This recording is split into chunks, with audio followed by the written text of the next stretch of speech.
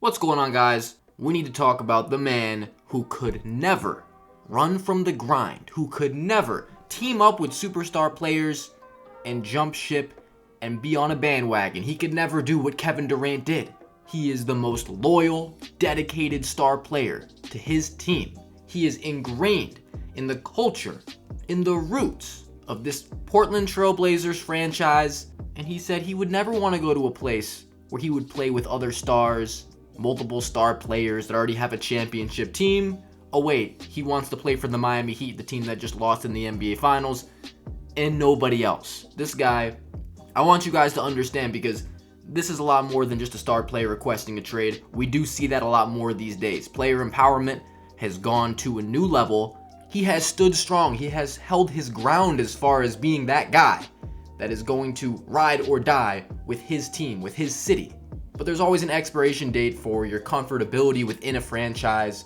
You want to make the most of your NBA career. How are you going to make the most of your NBA career as a star player on a team that is incompetent in terms of building a team around you? And we are seeing that once again. If the ship hadn't already sailed, maybe Jeremy Grant getting that contract, which was a catastrophe, $160 million, was just the last straw. And Dame saw that. He said, I got to get the hell out of here. I wouldn't be surprised, but it really does kind of sum up the job the Blazers have done at building a team around Damian Lillard. The crazy thing about this and the repercussions it could have for the league is that Dame was the epitome. He was the pinnacle of player loyalty in the NBA. And now we can't say that. I mean, not only him requesting a trade, it's not the craziest part. The craziest part is Dame saying, I want to go to one team. I don't want to go to any other team besides this one team, that team that happened to play in the NBA Finals last season. And if I go somewhere else, I'm going to be unhappy. I'm not going to play. I mean, that's absolutely ridiculous stuff. You know, he has never been the guy that wants to team up with other stars, play with other players. He just fucking said the other day, I swear to God, he didn't want to go to a team with multiple star players. He didn't want to play on a stacked team. This is a world-class organization. They've been in the finals 2 of the last 4 years. They've been in the conference finals 3 of the last 4 years. As strong as a team that there has been in the Eastern Conference, or just the league in general, in the last 4 to 5 years. And you got Dame out here saying, I'm not going to play for anybody else. Now, player empowerment, I'm all for it to an extent. This is overboard. I don't want to see players. Listen, I know Dame, he has a lot of pull. He has a lot of pull. Not every player can do this. But Dame, they might ship you off somewhere. The Heat, they don't have the pieces the Blazers want. I mean, some other team is going to have to get busy. At least one other team. And the Blazers, I'm sure they want to do right by you because of how much they owe you and how much they have failed you.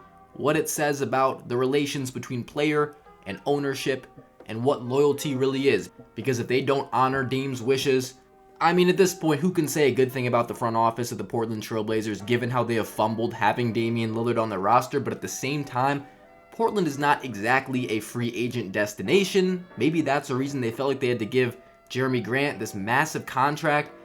But regardless, Dame on the Heat, it's a perfect fit. He would be great. Whatever pieces they have to give up to get Dame, they're not going to give up Jimmy or Bam, but everything else, it's free game. I don't care if the Heat say they want to keep Tyler Hero or Caleb Martin, whatever. You're throwing all of that in the bag to get Damian Lillard. Jimmy's 33, only getting older. What's your championship timeline? So it's going to take a while to figure out the perfect trade. It's going to be a hard thing to do, and I'm sure the Blazers want to get it done, but they will have a lot better offers from other teams most likely. As much power as him and his agency want to institute here as far as, oh, we can't go to any other team. It has to be the Miami Heat. I don't really buy it. Like, yeah, he might leave after his contract is up. He's got years on that contract. I don't think Dame is holding out and not playing basketball. And if he is, that's fucked up. Okay, I'm sorry. Like, you get traded, even Kawhi Leonard, the guy who is famous for sitting on the bench when he could be playing. Now, Kawhi has been injured a lot in his career, but yeah, load management. It started in San Antonio when he just didn't want to play. Like, he didn't want to play for them. He wanted to go to LA. They shipped him out to fucking Toronto, and he won a championship. And Dame, if he goes to the Sixers, you're going to tell me Dame is going to sit on the bench and not play in Philly? Get the fuck out of here. Dame is playing unless they ship him off to, like, some terrible team, but that doesn't make any sense. Why would a team that's rebuilding want Dame? He's going to go to a team with a semi-decent roster, and he's going to play. But other teams wary of this situation. They don't want to trade as much for a guy that doesn't want to play for them. And that makes things very difficult. for the Portland Trail Blazers. And I get it. For Dame, he's thinking, man, I've been riding here my whole career. I want to choose where to go. Listen, no problem with that at all. But if that's your mindset, really probably shouldn't have signed that massive extension that has you under contract for 4 more years. You're getting paid like absolute royalty. I don't want to hear any complaints. I have a lot of respect for Dame and the way that he is ridden with his team, the way that he is trusted in his front office. It sets a bad precedent for star players and their relationships with their franchises in the league. Like, of course, you have Steph Curry and the Warriors. I mean, that is a great example of player loyalty and development and just a great connection and relationship there. But most teams, most players are not fortunate enough to be Steph Curry or the Golden State Warriors. Like, it just doesn't work out that way. You commit to a certain player. If your team isn't that good, if you don't build around that player the right way, you're going to lose them. That's just how it is in the modern NBA. We are seeing that with Dame. I don't believe this nonsense that he wouldn't go if he was traded to Philly or Boston. There's just absolutely no way. I'm excited to see this man in another jersey next year.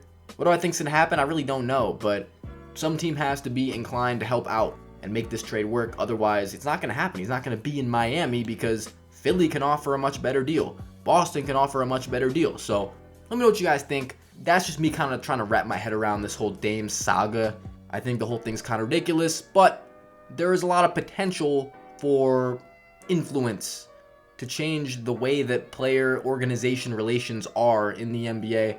It is a constantly changing dynamic, and Dame is one of those guys. Like I said, he truly represents player loyalty to a team that probably doesn't deserve it. So, going to be interesting to see how this unfolds. Let me know what you guys think about the Dame Portland Trail Blazers saga. That's going to do it, Bucketology. Peace.